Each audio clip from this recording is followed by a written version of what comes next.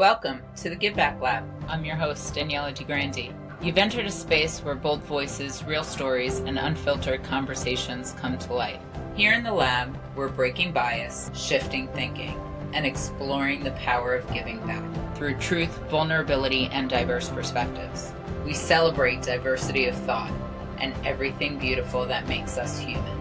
This isn't just talk, it's real, it's raw, and it's exactly the kind of space we need. We're unlearning, relearning, and evolving together. Let's dive in. Hi, everyone.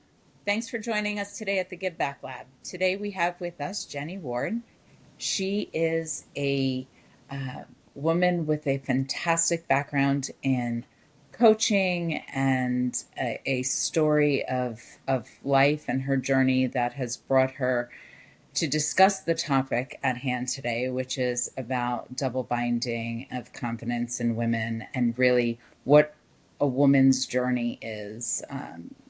For those of you who have seen the Barbie movie, America Ferrera did a great job at delivering her monologue around what makes a woman, right? In both family, friends, daughter, workplace, mother, wife, etc. And Jenny's found this in a career. And so I'm very excited to welcome you today and to talk with you about this. Hi, Jenny. Hi, my love. Thank you for having me. I'm very excited to be here and talk about all of these things with you because I know you also have a very storied and interesting background. And I think we have common ground on a lot of these things. So I'm excited to dive in. So tell us about your journey. I would love to. As I shared with you when you and I first connected, I went to university for history, which was great and exciting and fascinating, and I loved it. But at no point did anyone ask me, how will you make money with said history education? And when I graduated, I wanted to get as far away from where I had grown up in Canada. So I went to San Diego, and thus began a very long career or a long pattern of taking jobs that were offered to me. I didn't have a direction. I didn't know really what I wanted to do. I was continually given the career advice, follow your passion, follow your dreams, which is wonderful advice if you have a monetizable passion. My passion was volunteering at the animal shelter. So that was not going to pay my bills living in Los Angeles. So I sort of fell into corporate recruitment. It was something someone said, you would be really good at this. Really? Okay, thanks. You believe in me. I'll give it a try. Not the best way to navigate career decisions, but started in recruitment in, I believe, 2008, working in LA in mortgage, title, and escrow. You can imagine how that went. Quickly made a transition from that as the markets fell and went to work in-house for a company called Beachbody. You might be familiar with them. I am. They're an in-home fitness company. They were doing P90X and hip hop abs and Slim and Six and all of those things, and it was great. But that sort of kicked off a very long recruitment career for me. Started off in-house, went to work on the agency side, was recruiting predominantly for digital marketing, product marketing, digital media agencies. And I very quickly realized that, number one, this was probably not the job for me because it was very transactional and I'm very relationship focused. I like to get to know people. But there were two things that really stood out for me in the way that men and women would present resumes differently and the way that men and women would interview differently. I would like to say as a disclaimer, this does not apply to every woman and to every man, but it did seem to be a pattern during all the interviews I did over the years. I would say to a woman, so tell me about yourself. Typical interview question, everyone gets it. And 90% of the time a woman would say, well, okay, so I graduated in 2009, and then I traveled for a year, and then I did my first internship, and then and I'd say, okay, I have your resume. I read it. I know. Tell me about you. What are you good at?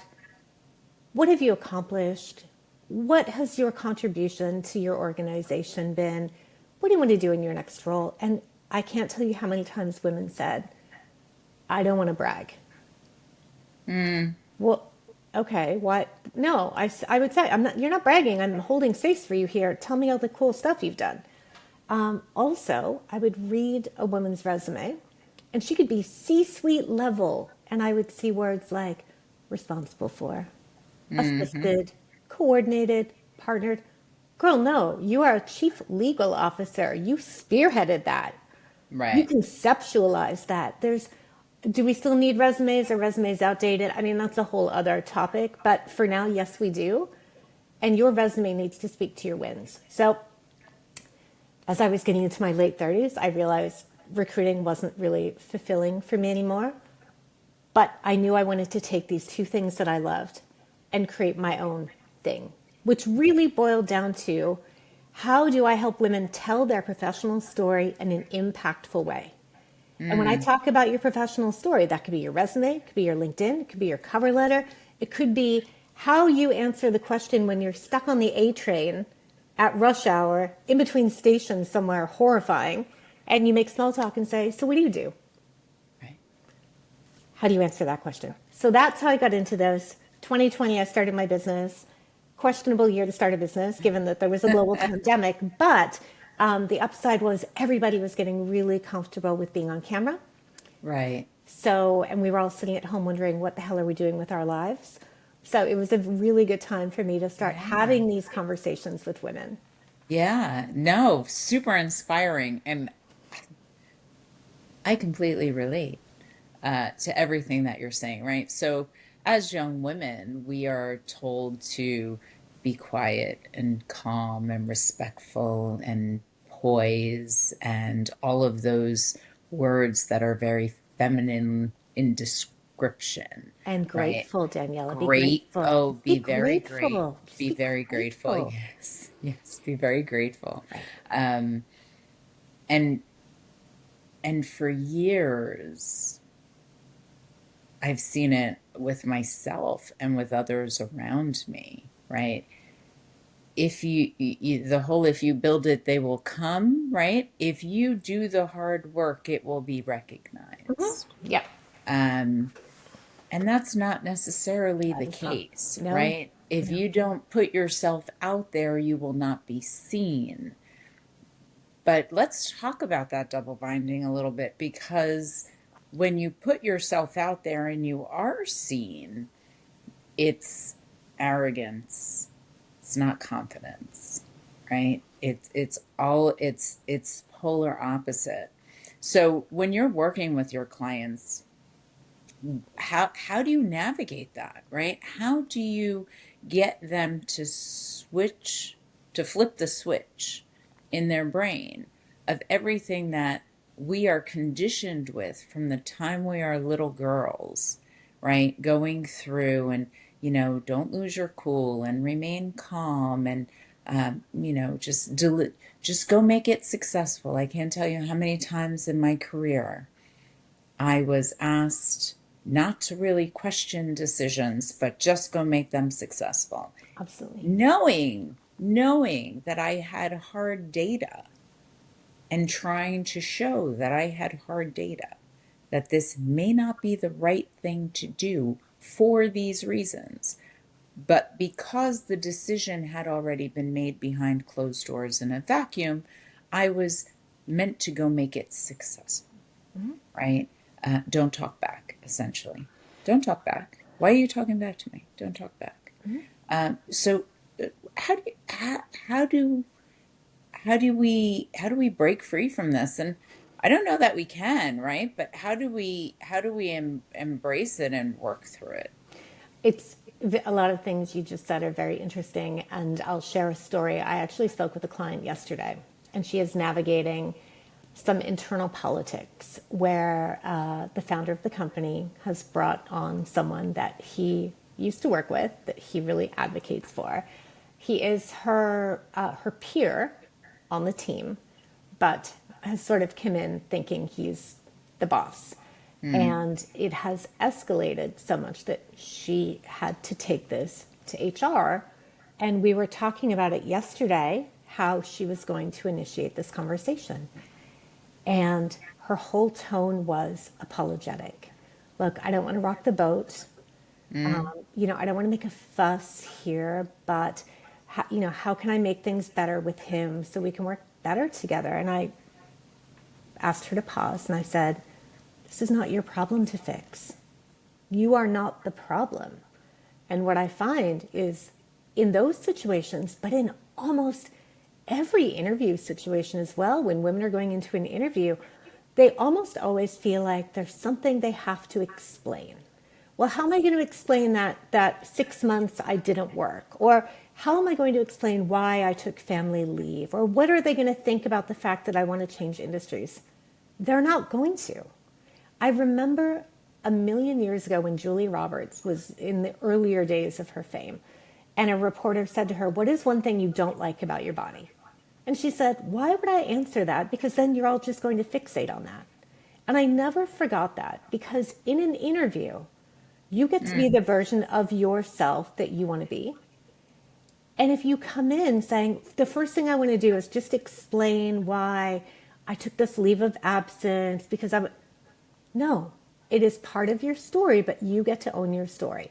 So to go back to your original question, how do we shift from this feeling a need to overcompensate, to be quiet, to be good? The thing that I tell my clients and just people in general is no one is going to advocate for you if you will not do it for yourself. So this whole mentality of I will work really hard and they will notice, I'm sorry, that is bullshit. That does not happen. I've had so many women say, but I've been there 10 years and I overhauled the whole XYZ system and I brought in a new team and they haven't done anything for me. Well, have you asked? Well, no, but I shouldn't have to. They should just recognize my hard work. I'm sorry, it does not work that way. Kind of like the dishes in the sink. They should go in the dishwasher, but should I ask? No, No.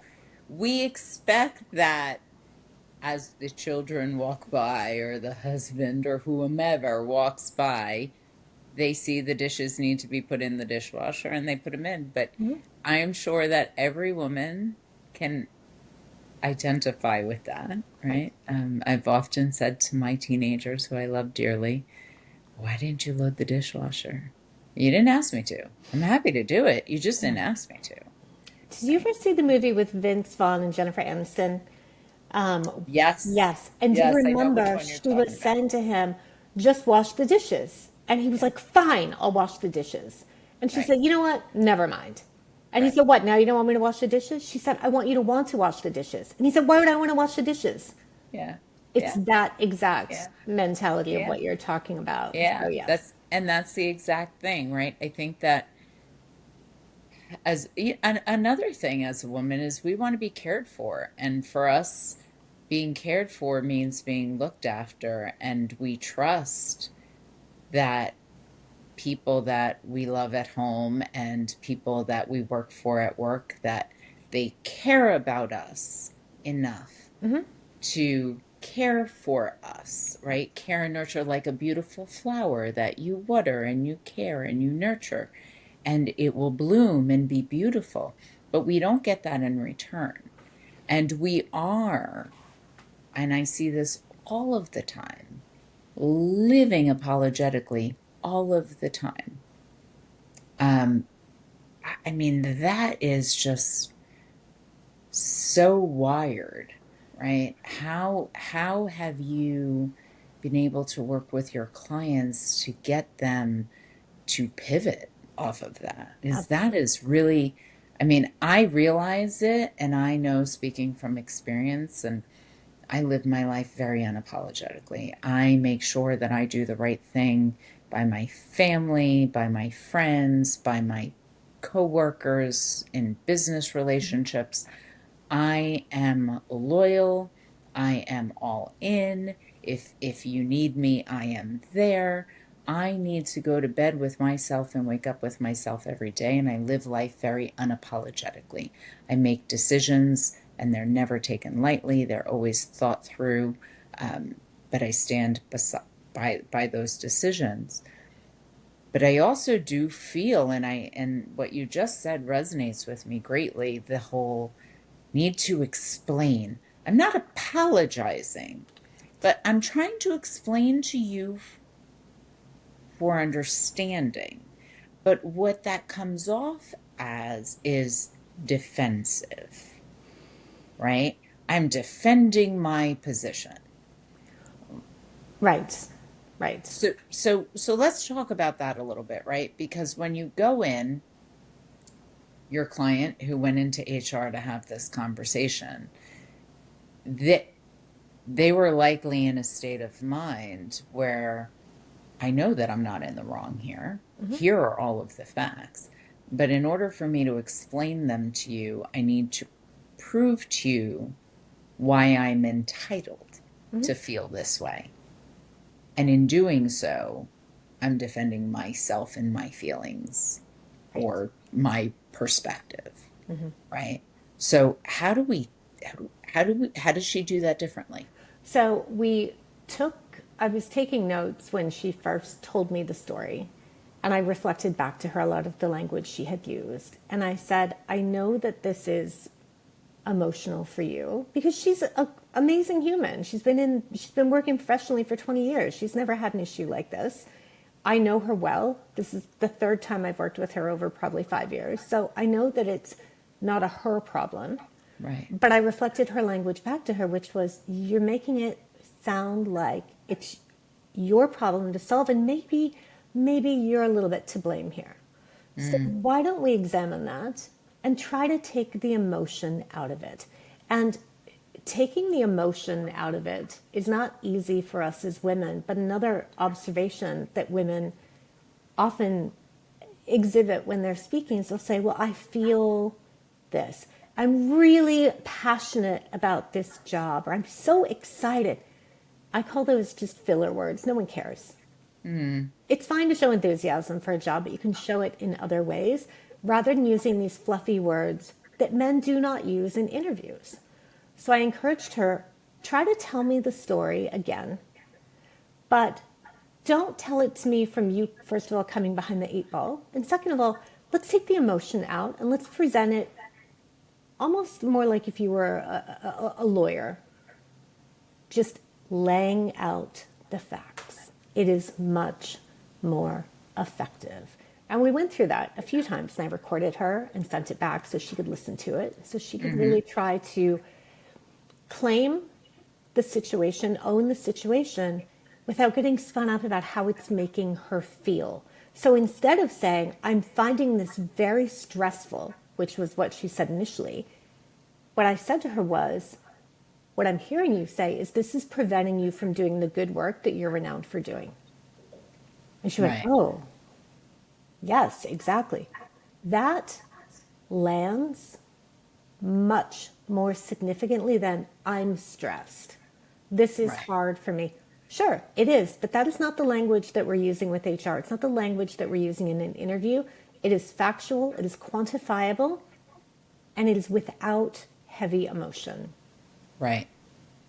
And the other thing that we have to remember is HR is the representative of the corporation and of the business. They are not necessarily there for the people, right? Nope. So a lot of people walk in to HR, especially women, thinking that they're their comrades, right? That you've got my back, you're going to understand, you're my therapist, you're my in-office therapist. Right. Yeah, I'm going to come to you, you're going to help me fix this problem. But the reality is that HR is there as a representative of the corporation and the business. And to protect the best interests of the business. And exactly. Yeah. Men understand that idea.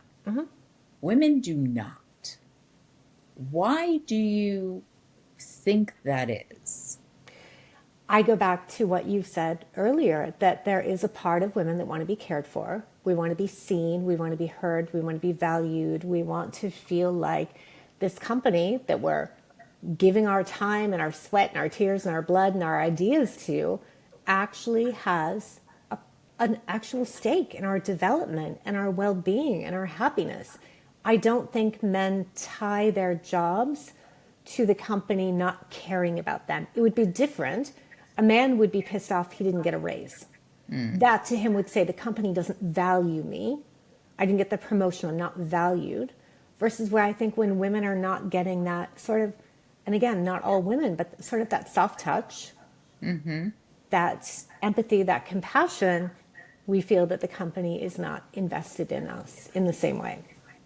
Yeah, no, definitely agree. So give me another example that you see in this space a lot with women and confidence and how they can do it differently, right? That was a great example of something that happens every day. And that is something that not just happens in business, but you can take what we just talked about and apply that to any of your relationships, right? It's not about I'm feeling this way, but I'm not being able to be my best self because of this, right? 100%. And so what's another space that you see women get caught up a lot in? It's their annual reviews. Oh, annual reviews. Yes. So it was really interesting researching this topic because I was fortunate, very fortunate, a few years ago to be able to do a TED Talk. And the TED Talk that I did was about sort of this confidence inequality. Mm, And when I was researching all of the things that tied into this, the Harvard Business Review had done a study around the type of language used in men's performance reviews versus women's. And the words that so often showed up in women's performance reviews were, you come across a little aggressive in meetings. You're a little condescending. One woman told me that her boss told her that people had referred to her as shrill. Yes. So a lot of commentary around a woman's personality versus the language that is used for men's annual reviews, which is considerably more about performance. Goals hit, revenue achieved. And if the feedback is negative, it's much more focused on we need you to spend more time working on this account, or we need you to focus more on bringing revenue up to X percent. Far, far less than comments on their personality. So there's a big difference there. And managers can't be 100% blamed for that because companies are not educating their leaders on how to evaluate women's performance in a way that is productive, that does not lean on emotional characteristics. right. So it is the job of the managers, sure, the superiors, the VPs, to educate themselves, but there is also complicity by companies who are not taking the time to properly train their leaders in how to provide feedback that is not about how a woman conducts herself emotionally. Right. That's actually very interesting. I'd love to talk with you about this whole DEI in business, right? So it was a big thing, then it wasn't a big thing, then it shifted. So first it was about women in the workplace, then it became less about women in the workplace and it was women and minorities in the workplace. Now it's women, minorities, transgenders, or other LGBTQ, whatever, right? And now it's just gone completely, but is it really gone? Not really.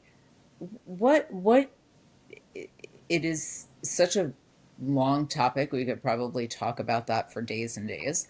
But what do you see what have you seen in that DEI journey, right? And what are the positives and negatives? Because I'm sure there are a lot of positives that came out of it.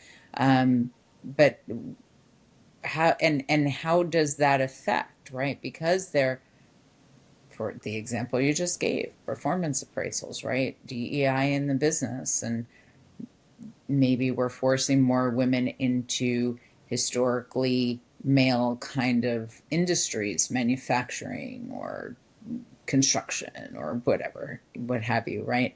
Um, but if they're not bringing everyone along the journey, right? It's not to say that women can't do those jobs because they absolutely can.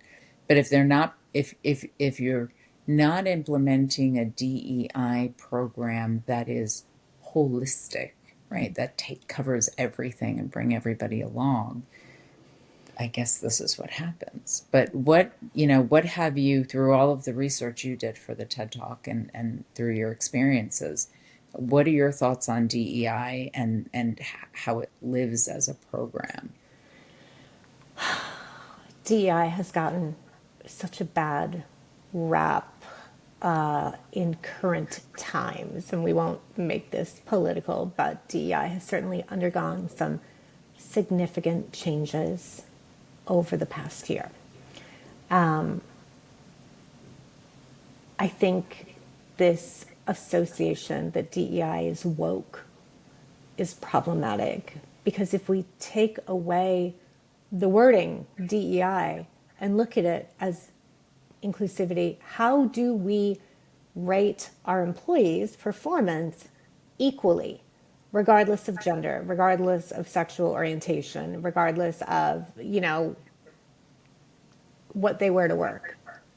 It shouldn't matter. And again, to me, that falls back on the company and the leaders being trained properly in how to conduct themselves. So to me, it almost goes beyond DEI. I don't even feel, can't we just be teaching people how to lead empathetically, to lead inclusively? And I understand that, I'm really simplifying this, and it's not just as simple as this. I didn't do a ton of research for my TED Talk around diversity, equity, and inclusion. So I have worked with a number of women, minority women, who have an even greater struggle in the workforce of being seen and feeling like they have a voice at the table. I had one particular client who worked at the same organization, a very well-known organization, for over 10 years. And she had a senior title and she was paid well.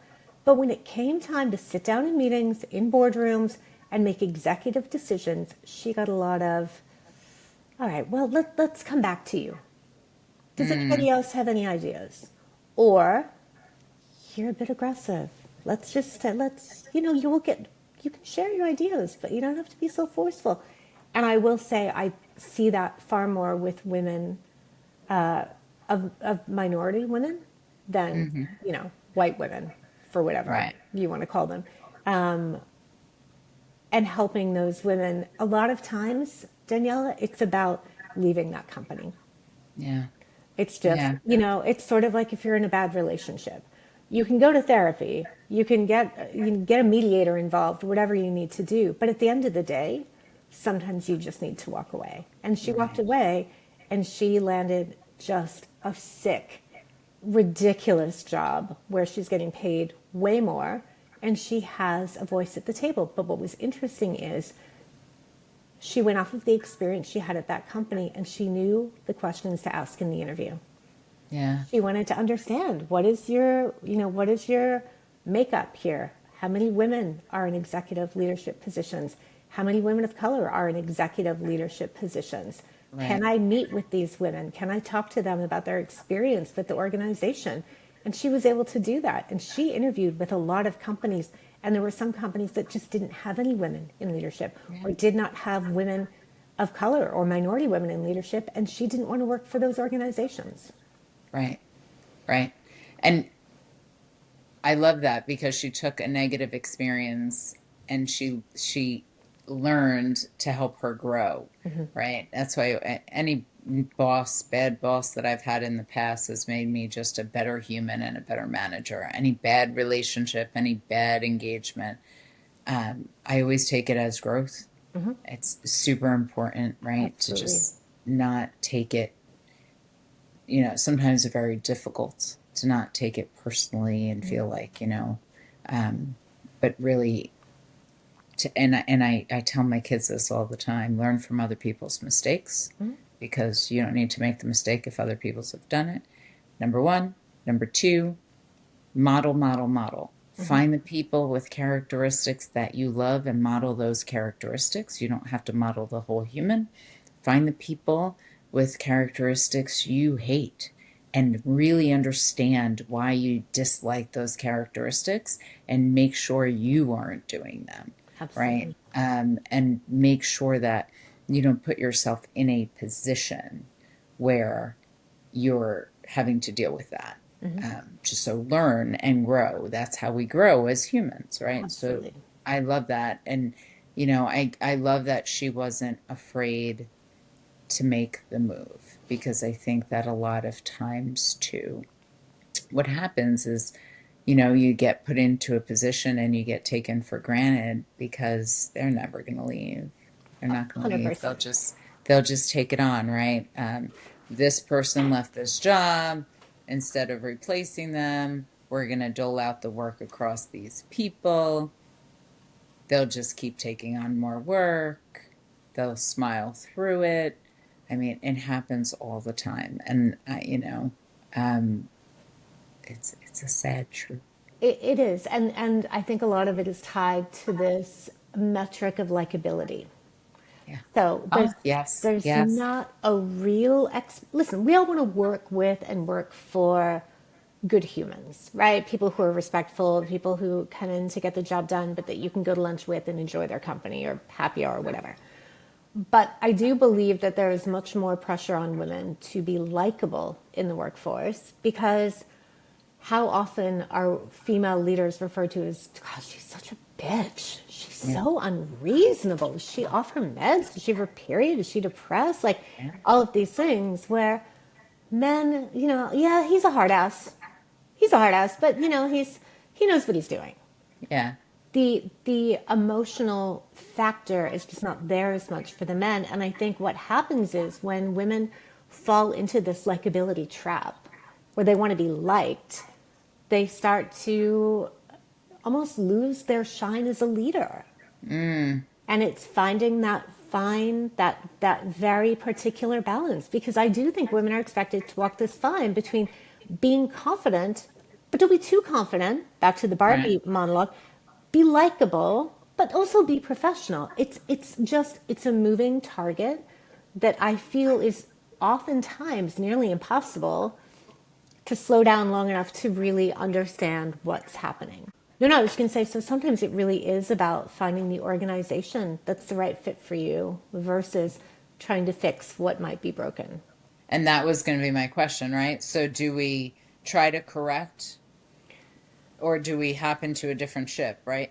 Some ships just need to go down. You can't bail the water out, right? It's 100%. going down. Do we keep trying to bail the water out and keep trying to, maybe hop in the dinghy and go along? Or do we just say, you know what, it's it's just not going to happen, No, and right? oftentimes I think too, likability is tied to loyalty. And I will speak to women all the time who'll say, look, I've been here 8 years. Like, they've been really good to me. They pay me well. They gave me this VP title. I don't want to jump ship on them now. Right. Really? You haven't been promoted in 4 years. You don't get a raise. Your team's size has been diminished. You've taken on more responsibility. It's not personal. You Right. don't owe them anything more than professional courtesy. If you were Right. investing in a stock that you've been investing in for 5, 6, 7 years, and all of a sudden that stock stops returning, you're probably going to sell it. You're not going to try to understand what happened. Why is the stock not returning anymore? I saw something on social media that said if a snake bites you, you don't sit down with the snake and try to understand why it did that. You just get the hell out of there. Right. So Right. is it worth trying to fix? I'm not saying jump ship every time, but by the time women come to me, they usually have tried to fix things because that's what we do as women. Right. And they Right. realize they can't and they're done. So if you were going to give women a piece of feedback that says when how can they realize it faster, right? Like when you say, by the time they get to me, there is a period of time between this started happening here. I probably suffered for about 9 or 10 months before they even get to, and I'm just guessing. They suffered for a great period of time, and now they're at a point. So where can we switch the dynamic from being reactive, right? By the time they get to you, they're in reactive mode. They're looking to you for some advice to help coach them to get through the problem, right? How can they be proactive so the problem doesn't start?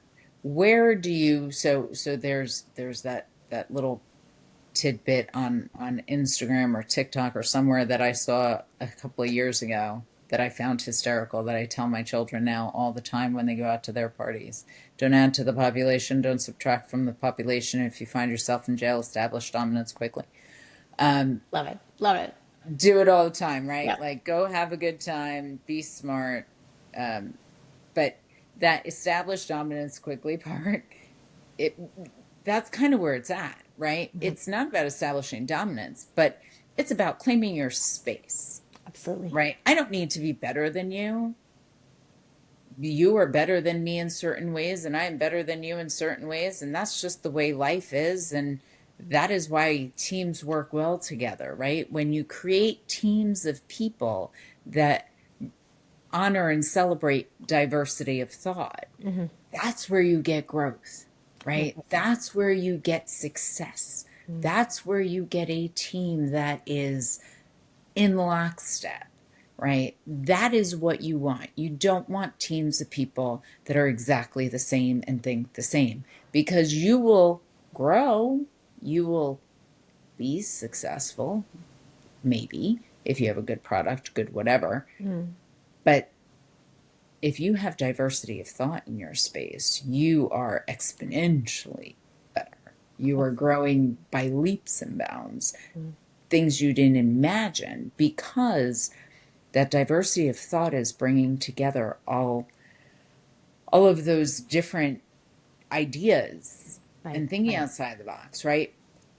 So how do we proactively, as women, establish our space, right? Claim our ability, own the ability to say, I've earned this position at this table. I have earned the right to have this conversation. I don't even know, now that I'm saying it, that earned is even the right word, because that to me feels like a feeling. Like, I feel like I've earned that. So what is the right word, right? How does one establish themselves in a position to be proactive so that hopefully we don't go down these roads? Yeah, absolutely. I would say there's probably two things. The first one that comes to mind for me, you were talking about advice you give your kiddos. Something I've been saying to my 7-year-old is, stop taking things personally. It's not about you. And bear with me for a second while I explain the context in this. If you're not getting promoted at the company and you know you're doing a good job, and everyone knows you're doing a good job, and you've tried to fix the problem and the problem's not getting resolved, maybe it's actually not about you. Maybe it's a bias that your manager has. Maybe it's a bad practice that the company is known for. At the end of the day, for me, it's about taking the emotion out of the situation. Is that easier said than done? Of course it is. But rather than getting spun up in not being seen, not being heard, not being valued, not being nurtured, knowing what you need. And I think that comes very early in your time at a company. Something I really encourage my clients to do is have monthly one-on-ones with your boss at a minimum. Keep a notebook or a voice memo or whatever you like to do to track your wins. Your wins can be small. And the way I like to think about this is, you might take a picture of me today and I'm like, ugh, I don't look great in that picture at all. But 2 years from now, I look at that picture and I'm like, what was wrong with me? I look great in that picture. Yeah. Writing down that maybe you got your employee to complete X, Y, and Z today, which was something they'd never been able to do before, might not feel like a big win in the minute.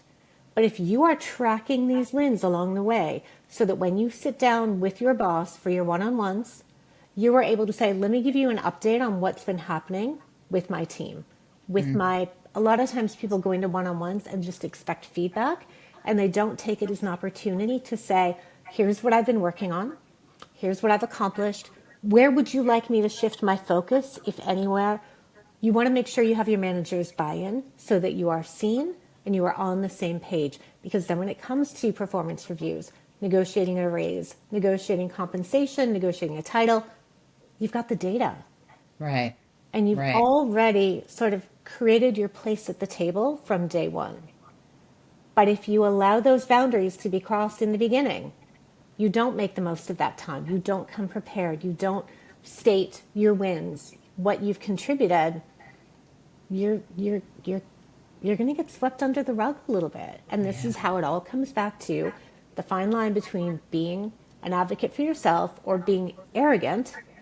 You're bringing data, you're bringing facts. Here's what we've been doing, keeping you updated, getting your buy-in. Not bragging. Not bragging.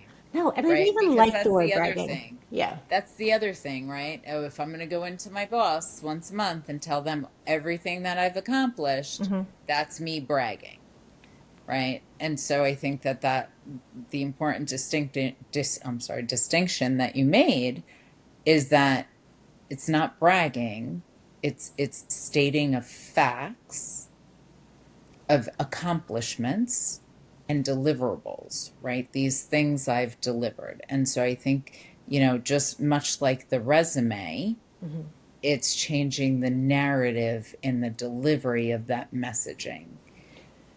100%. So I think that if we change the narrative in the delivering of the messaging within our own brains, and we constantly reinforce that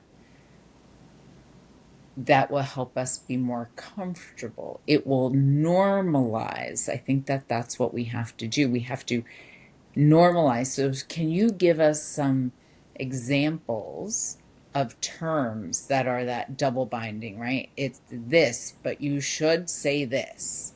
And just to reframe in our thinking, much like you did earlier with going into that meeting about, this person is making me stressed, right?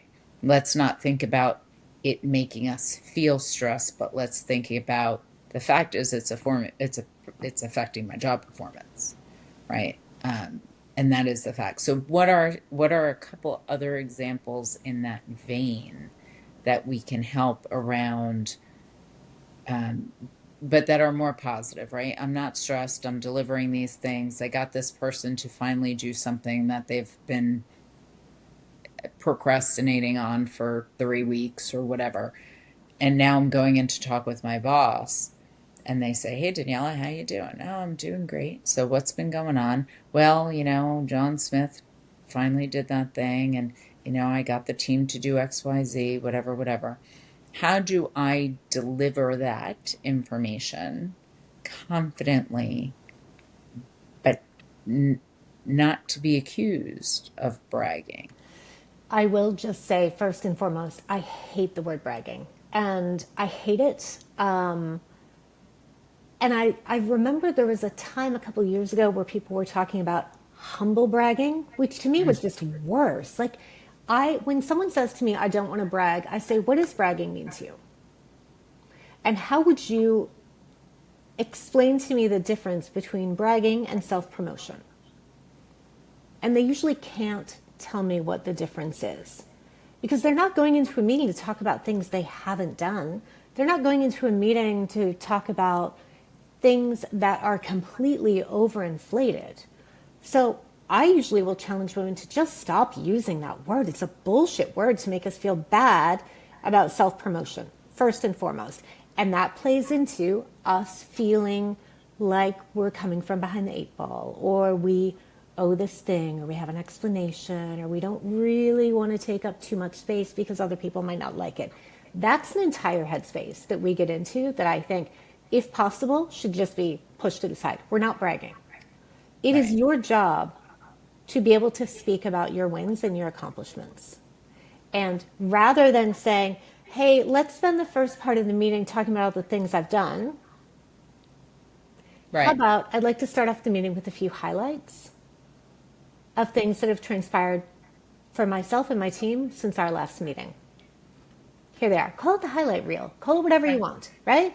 Call it the trailer, whatever. But, so first and foremost, I know the last time we spoke, we talked about John Smith, who was having a really hard time closing deals. I partnered with him. That is a powerful word. I supported him. I Mm-hmm. conceptualized a plan for him where we did significant role playing. I'm just making this up, obviously, Yeah. to Yeah. get him to the place where he is now closing 75% of his deals, whereas at this time a month ago it was 60%. Right. That comes across, these are facts. It's not, I really felt sorry for him and I knew I could help him and I wanted to raise him up and hold. They don't care. No one cares. Here's what I Right. did. And I had I don't know if I still have it, but I basically had a document that I would share with people that were word swaps for your resume or for your promotion conversation. And this goes back to what we talked about at the very beginning. I never want to see the word responsible for on your Mm. resume. You're not a butler. Mm. You, it's I spearheaded, I implemented, I conceived, I launched, drove incrementally. There are action verbs that we can use that will take away that feeling of having to brag because the word is powerful in itself. I Right. conceptualized a new strategy for Q4 that is just about guaranteed to bring in 30% more revenue. Right. And it's a fact. It's not a Right. brag. It's what I did. So I Right. think the first part is really challenging ourselves on what does the word brag mean to us. Yeah. It's something Yeah. men aren't like, "Oh, I don't want to brag." It has a Right. different connotation for women. And number two, once you understand your relationship to that word, get out of your head about, "Oh, I got to play it down. I don't want to be too big. I don't want to take up too much space." Just own your accomplishments and use those words that will own them for you. Right. Right. No, and that is actually great advice. So there's a lot of people right now that are transitioning, whether it be from one company to another, whether it be from one career to another. I know that there are a lot of nurses who post COVID have kind of burnt out, and they are looking to transition maybe out of nursing, but don't want to give up their degree. So they're looking at health tech and things of that nature. There's a lot of job loss, there's a lot of recreation, there's movements of companies. I mean, we've all seen, the stats. So, what is your advice? I would say your top 3 to 5 things that you would say to a woman that is in this position that they are trying to either relaunch themselves, launch themselves, because I would presume that they're not very different no matter what stage you're at, right? Because the narrative is the same. What changes is the amount of experience and the stats. But what are the top 3 to 5 mental position things that women should, the bullets you should keep in your head when you're doing your resume, applying for a job, having a conversation, all of those we covered the tell me about yourself question. What about the strengths and weaknesses, or what are some of these other questions that you think that men do very well, but women get tripped up in? The 3 to 5, like give us your years of experience in 3 to 5 bullets, kind of a thing. I love that you said the word narrative.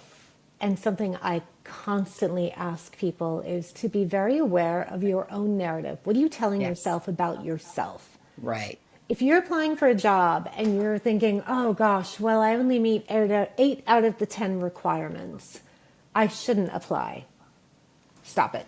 Apply, first of all. Second of all, they apply for the job, then they get the interview and they think, oh God, how am I going to explain that I don't have those 2 other things? So you're already going into the interview from a mental disadvantage. How am I going to explain myself? How am I going to make them understand? Your job going into an interview is to make it very clear and very obvious why you are the right person for said job. Do not recite your resume. Do not recite your work history. Hey, nice to meet you, Jenny. Tell me a little bit about yourself. Absolutely. I'm a career coach and strategist with about 15 years of experience leading HR teams, driving decisions, increasing workflows, pivoted to now help women tell their professional story with.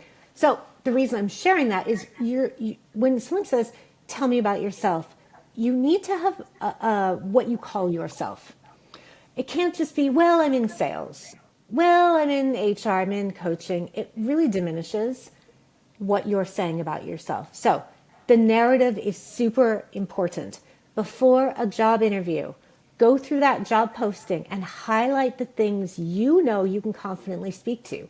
Write them on little post-it notes, put them up here in front of your camera. No one knows if I'm looking directly at the camera or slightly to the left or right, if I'm looking at a post-it note. What are the themes that I want to get across during the interview? So if I know that they are looking for someone who is a go-to-market expert, I know they're looking for someone who has managed teams of 30 plus. Maybe I'll take those 5 top things, put them across the top of my screen in bullet form so that whatever question I get asked, tell us about a time when you had to lead a complicated project. You can tap into one of those themes because you know at the end of the day, that's what they want to hear about. Right. So that is definitely one bit of advice that I would give people around that. The other thing that I would definitely say is avoiding getting into these emotional words when we're talking about ourselves. We're passionate about, we love fluff. Just leave it. There are ways to say this really aligns with my values. Right. This is Right. very aligned with the type of work that I'm committed to. That is a fact. It is not an emotion. So do your best to avoid using these big, I feel this, and this is my dream. Right. No one cares. And I'm not saying that to be insensitive. I can Right. tell you, sitting through thousands of interviews in my life and coaching people who have conducted interviews and been in interviews, the emotional part does not connect with people. Right. If you want to form an emotional connection, you look at someone's LinkedIn, which you should do anyway before you interview with them, and you notice, oh my gosh, we went to the same university, or we both grew up in Charleston, or we both played volleyball. At the end, when they say, do you have any questions for me? Which, by the way, yes, you always have questions at the end of an interview. And it can't be, tell me about the work culture. A question that works really well is, if I were to speak to people on your team, how would they describe you as a leader? If I were to be selected for this role, what would my priorities be in the first 30 days? Questions like that show forward-looking initiative to getting them to actually imagine you as the person in this job. Right. And that's incredibly powerful as well. So definitely being mindful of the story you're telling yourself, how you talk about yourself, sending the thank you note. Oh my goodness. Always send a thank you note. Always send a thank you note. I will tell you briefly, I had a candidate when I was recruiting who was interviewing for a VP or an SVP role. He was based in San Francisco. The company was in New York. They did all the phone rounds, video rounds. They flew him out to New York. He met with everyone. I said to him, this hiring manager, she really values the thank you note. You have to send her a thank you note and do it within 24 hours. Yeah. I said, I'm not joking. You have to send this woman a thank you note. Yeah. He didn't. Guess what happened? They pulled the offer. She said, this is a senior level customer facing role. If you can't send me a thank you note for flying you out and putting you up in a hotel, paying for your meals and having you come in and meet our whole team, what type of service should I expect that you're going to give our clients? So the thank you note is everything. I mean, I could Yes. go on and on. Is there anything else? Yeah. Any more tips you want me Yeah. to give you? How about the strengths and weaknesses, right? That's a big one. That's an emotion. That is truly an emotional one, right? Absolutely. Yeah. How do we navigate that? The weaknesses one is tricky. And the advice I usually give to people is, don't say something like, I'm just so punctual, it drives people crazy. That's not a well thought out weakness, right? But also don't say something like, well, I can just never show up to meetings on time. It's a real problem. Usually for the weakness, we want to pick something that you can easily demonstrate that you're learning. So yeah, absolutely. I'm glad you asked that. I noticed in the job posting that for this role, you're looking for someone who's fluent in Adobe Acrobat. I would probably rate myself a 6.5, but I am actively, taking a course to get myself up to a 10. And my goal is to be proficient in that by the end of the year. Right. So something technical, if possible, because then you can say how you're going to fix it. We don't want it to be personal. Right. You could say something like, I have had trouble historically delegating to team members. But after investing in my team members and building that rapport with them, I'm learning now that they are a reflection of the work I do, and therefore I can hand off these important. So it always has to kind of be a happy ending. Right, right. Nothing just, I'm a work gossip, I sleep with my coworkers, none of those things. And then for strengths, again, going through the job description before the interview, even asking ChatGPT to pull out the themes from the job description for you. So when they ask, what are your strengths? You can say something that's going to resonate with them. I will just say as an add-on, I'm not seeing people get those strength and weakness questions as much anymore as I'm seeing the tell us about a time when your team didn't come through for a client on a last minute project. What was the situation and how did you resolve it? The STAR method, very important. I know people don't love behavioral questions, but if you think about them less about the exact answer that you give and more that they're looking to see how you work through a problem. Yeah, absolutely. Here's the situation. Here's what I was doing. I was working here. This was happening, blah, blah, blah. Here's what happened. Give that. Here's what I knew I had to do. These are the steps I took, and here's the result. Sometimes when people answer those STAR method questions, they'll give a very long run-on answer. You lose your audience. I like to think of it as reading a book broken out in paragraphs. Absolutely. Here was what was going on. There's your S for STAR situation. Yeah. Here's what I knew I needed to do. Here's what happened. Here's the outcome. They can follow along. They see your thought process. So be prepared. You can easily Google the most common STAR method questions and practice answering those. You will not be asked those by the recruiter. If you're doing a screening call with the recruiter, those usually come when you're meeting with the hiring manager. Right, or with the hiring manager. Yeah. Yeah. Excellent. Thank you. Thank you. That was very interesting. Yes. I am sure we would love to have you back to discuss more things, woman. Yes. I know that we have been having conversations about some people that you're working with in women's health. And so I'm looking forward to recording a session with them to discuss women's health, because it's another piece that is near and dear to my heart that I feel like it is so taboo. We talk about that a lot, the whole to HRT or not to HRT, that is the question. Oh, girl, I'm here for the HRT. I am here for the HRT. Yes, yes. So it is. I am very much looking forward to doing that session. That's all things women's health with you and your friends. That would be fantastic. Thank you very much for your time today. Thank you for having me. It was I a look pleasure. forward to speaking with you again. And this was incredible. Lots of insight. And I will say goodbye for now. For now. And we'll see everyone soon. Bye. Thanks, my love. Bye. Thanks for joining us today in the Give Back Lab. If today's conversation moved you, challenged you, or made you just feel seen, share it forward. That's how change begins. Until next time, keep showing up, keep speaking truth, and giving back in your own way. The lab is always open.